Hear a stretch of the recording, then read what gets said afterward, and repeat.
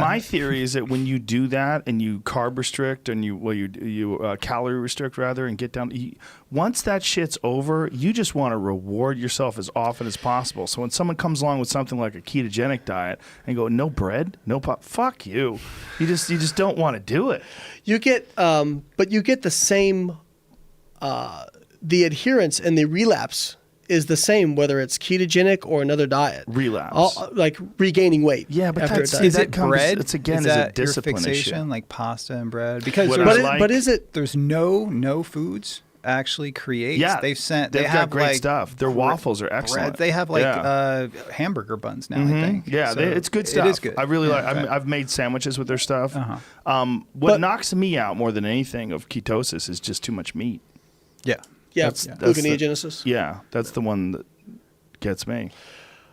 Again, I kind of go back to that the data is very mixed. Again, if we look at the overall data set, very mixed, and all diets have terrible adherence, right? But right. a lot but of that, again, that's discipline. yeah. But we also now That we've got drives me crazy. I don't want to talk about people who aren't disciplined.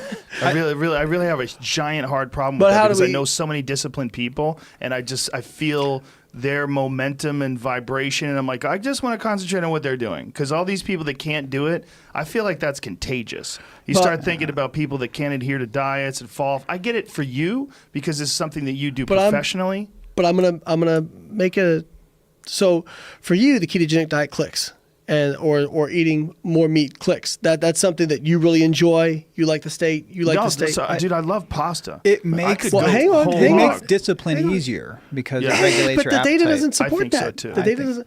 But the data in- doesn't support that it makes discipline easier in terms of your adherence or in terms Both. of your long-term adherence. Both. So, but hang on. Okay. For some people, this works better because they feel better. They have better adherence. For other people, if you say, now you've got some people, if you say, hey, you can have a cookie, it would screw them because do you they would just go crazy.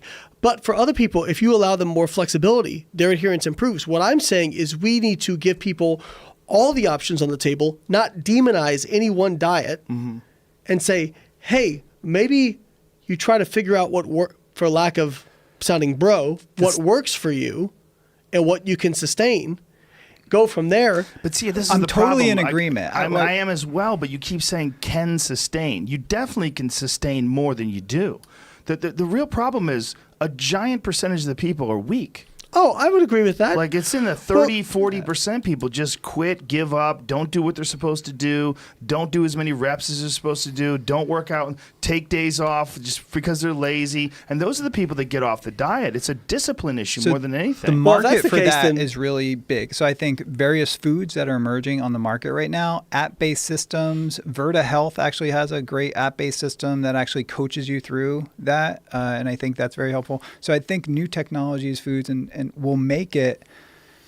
will increase adherence. Also, when you have a person who knows and understands all the health benefits associated with nutritional ketosis or just low carb, I think that can be a motivating factor to make them stick to the diet. So, yeah, but for a guy like you who's rational and disciplined, but people that are self-destructive and weak, they're gonna, I can't but do then- this anymore. I need a burger. I need fries. I need a shake. well, That's that's why- their choice. but then Yes, kind it of, is. what's the point of the whole conversation then, though? Well, the point of the conversation is to avoid those motherfuckers because they're going to drag you down to their mediocre level. I think, but you I- just dangerous I people. I think you need to sympathize with them a little bit I do. because I think the market, and I Seems think so this is a sympathetic. fruitful area for entrepreneurs to create cringing right technologies now. and foods that can actually enhance adherence Or to stop eating being a bitch. strategies we know about. That too.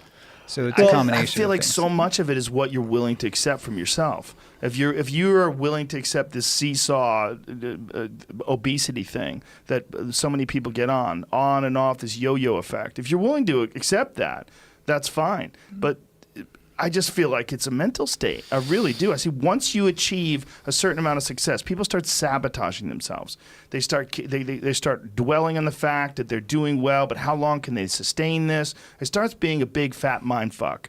And that's when you say, like, what's sustainable? What's sustainable? A lot more than you're willing to do. What's sustainable is stop Don't being yell a at me. bitch. Not you, the person out there that's listening. I know. To this. But you know what I mean? It's like there's a thing, like, we're giving people these fucking escape clauses. We're giving them these parachutes that they can pull. Don't pull the parachute, motherfucker. Just have a cheat day. That's fine. But don't get off your diet. Have a cheat meal. Eat a fucking giant sundae. Throw some syrup on that bitch. Get that whipped cream going. Do it once. But don't live your life like that. That's Well, nonsense. And I think that I wouldn't disagree with Yeah. anything you said. I That's think what people need to hear. Not this well, you can't sustain it. The keto diet's not sustainable. You sustain it. I They're know a lot not of people confident sustain with their it. control. If you do I said no intermittent diet is fasting, sustainable if you based on fast for data. 3 days, that will give you a lot of confidence that you have control over food. Fasting You for can't 3 say days. no diet is sustainable. It's not sustainable over. If you look For at the the- general population and you get a bunch of weak bitches and you get them together, how many of them are going to keep it together? How many of them are going to run every day? How many of them are going to work out every day? Very, very, very few. You're dealing with outliers in particular just by virtue of what you do. How many people are willing to put the work in to achieve this? Not How many. How many? How many people are going to achieve this physique? Very, very few, right? Thank you. So we're talking about outliers. We're talking about that's what I like. I like outliers. I don't like people like, it's too hard. I can't hear that. I'm not. That's dangerous. I So- feel like that shit is worse than carbs. That's why we talk a lot in the book about behaviors, because if you change your behavior, that's what I think there's not enough research focused on is Yes. let's look at the people who actually achieve weight loss. And Right. if you look at the people who achieve it and keep it off, they do it through many different methods, whether it's low carb, low fat, whatever it is. But let's look at the behaviors that they make. And those behaviors can tell us a lot about people. One thing we know is they practice forms, they weigh themselves very often. So they're accountable. They practice some form of cognitive restraint, whether it's weighing food, recording macros, ketogenic, fat restriction, whatever it is. And also they exercise regularly. And one, there's physiological benefits to that. Exercise lowers the body fat set point that your body will defend. So it actually has a physiological benefit, but also just mentally, like you said. I mean, if you took me back 30 years ago and you told me, hey, or when I was 10 years old and you said, hey, when I was like bullied and picked on, had no self-esteem, you're going to fucking squat 668 pounds one day on your back at 201 pounds and it's been broken since then, but a world record. I would have been like, there's no fucking way. There's no way. But when you have discipline, like you said, and that doesn't just, people say you should have more confidence. That's fucking horseshit advice. Confidence is built through you set a goal and you achieve it. Yes. And you set a goal and you achieve it. And you don't start out to say, I'm going to set a world record and that's your first goal. Right. I like what Will Smith said. He said, you lay a brick as perfectly as you can lay it. You do it again and you do it again and you do it again. Yes. And you talk to anybody who's successful in anything. They didn't start out saying, I'm going to do this earth-shattering thing. Right. They started out and built that confidence over years and years of achieving small goals, which then led them to their big goals. Now we're on to something, because I think that the mental state in which you approach anything, a workout routine, a lifestyle, the way you decide to live your life, that is critical. And here's one of the things that people are cynical about that's probably one of the best sources of fuel is inspiration from other motivated people. Go to David Goggins' Instagram Oh, I love page David every day. Goggins. Watch that fucking savage. Watch what he Met does, him. and yeah, he's awesome. But go to people like him, Cameron Haynes. Go to people Met him like too. The Rock. Like these fucking people just do it. There's no escape. There's no I can't sustain. That's not. I don't want to hear that shit. That's nonsense. And failing is good. It's okay if you Yes. fail. Like Yeah, if you feel don't like shit, fail, and then you're you not feel going to go better anywhere. when you get back on the horse. You're not pushing yourself hard Yes. enough if you're, Well, if you're I not think failing. when I say sustainability, I mean if it's because everybody has stuff that they find. Again, you find a carb restricted diet to be easier to stick to for it just you. feels better for me. It feels better for you. Yeah. And that's fine. But if somebody is over here and says, you know what, I'm eating a low fat diet, I feel great, my blood markers are good, I have plenty of energy, what's wrong with that? Nothing's wrong with that. Exactly. There's my biodiversity, libertarian. Unquestionably exists, right? There's a giant difference between all of this. Some people eat peanuts and they die, right? We all know that. There's just the body's just very, very different. They vary. Exactly. And the caloric requirements, the nutritional requirements. that's what's hard about this, right? Is finding this one thing that is best for you, and, Yes. and objectively, and and being really analyzing your actual physical performance, which very few people do. They kind of say, well, I feel pretty good, but by what marker, right? Are you, what's your personal best? What are you trying to accomplish? Are you monitoring your heart rate? Are you monitoring your work output? Like, what are you doing to show that this diet is optimal for you? Yeah. Well, and part of that is like, it's hard to get, that's a lot of money that's going to be spent to get that data, Yes. for an individual. Sure. So part of it is going to have to be, what do you feel good on? And what do you feel like is, again, most sustainable for you? Because no matter what, that people want a diet, what people really want is I don't want to have to track, and I don't want to have to sacrifice anything, and I want to get to my goal. Well, tough shit, that's not going to happen.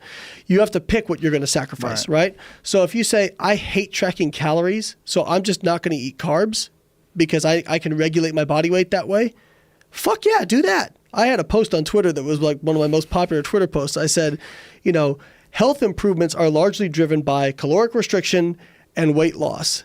But if you like vegan, if you like keto, if you like carnivore, and I just listed a bunch of different diets, and they help you create a restriction and it keeps you at a healthy weight, then fuck yeah.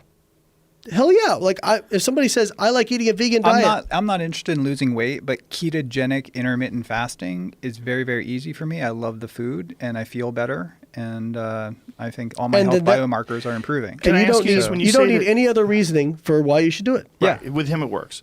Now, can I ask you this? When you say diets aren't sustainable, the data doesn't show that. Were you talking about calorie-restricted diets, that overall weight loss diets? Or are you talking about dietary choices in terms of like ketogenic diet? Excellent question. So it's that if you lose weight, we cannot keep it off. That is the big problem, is that most people are able to lose weight and they cannot keep it off because, one, the self-defense system that we talked about is So really they lose weight too quickly. Their body gets into this state where it's always trying to regain that weight back. part of it. Yeah, like losing it more quickly. There's debate about this, but I would say that you have to create a more extreme deficit to do that. And so you are activating your body's self-defense system more intensely, if I had to say it that way. So the rebound is usually bigger as well. So it's trying to find a way, okay, can we get this weight off? And then let's really emphasize to people that the diet after the diet. Nobody talks about this, except for us in the book. Nobody talks about this. My co-writer for the book, Peter Baker, and I, we spent chapters talking about when you go and transition into, okay, we've lost the weight we want to lose, we're healthier, you have to have the same amount of discipline and intensity to then maintain that loss. Because if you let up, if you let your foot off the gas, now you don't necessarily have to be at the same caloric restriction level. But if you just let yourself kind of, well, I'm going on vacation, I'm going to eat what I want. Boom, gain 10 pounds. And everybody knows people like this who they go and they do this. Yeah. And you've literally just undid months of hard work Right. in 1 week. Would you say if you could maintain that for a set amount of time, say 6 months? So I think that if someone can maintain that weight loss for 6 months, that's like sort of like the tipping point where they can go on. Got my wheelhouse right here. Go ahead. So that's a great point. So leptin is I'm sure you've heard of people talk about leptin. So when you lose fat, leptin secretion goes down because fat cells secrete it. And it's kind of like your body's thermostat and body fat. Everybody has like a set point their body likes to be at. So if you lose body fat, you secrete less leptin, hunger goes up, metabolic rate goes down. And ghrelin. And ghrelin is in opposition to leptin. So this is your body like a thermostat. So if on a thermostat, if you set it at 75, goes too low, kick the heat on, bump it back up, goes too high, kick the cooling on, go back down. Leptin acts that way with your metabolic rate and your hunger. When you get down to a low body fat, leptin's low. Your body, you have a drive to regain that weight. Your hunger's higher, your metabolic rate is lower. Leptin still stays low even years after a diet in people who have kept the weight off. So you would think there'd still be a biological drive to regain the weight. That said, and I'm going to go out on a limb here, so any of my scientists who are listening on this, feel free to call me out in the carpet if you think I'm wrong. But just like obese people actually have high levels of leptin. They have high levels of leptin, but they become leptin resistant. Leptin insensitive. Right. Yeah. If you stay at there is evidence that if you stay at a reduced body weight for 1 or 2 years, that can become your new set point that your body defends. I think what can happen is even if your leptin doesn't go So up. 1 or 2 years, not 6 months. Yeah, I it's was a little bit always- longer. Okay. It's a little bit longer. So but what it's a is good the start. mechanism? What's happening I think over those 1 or 2 years? Well, I think it's probably multifaceted because your body's so redundant. Usually, nothing is ever one thing. Typically, Adjusting but your set point. I think one of the things that happens is probably your body becomes more sensitive to the leptin you have because you're leaner.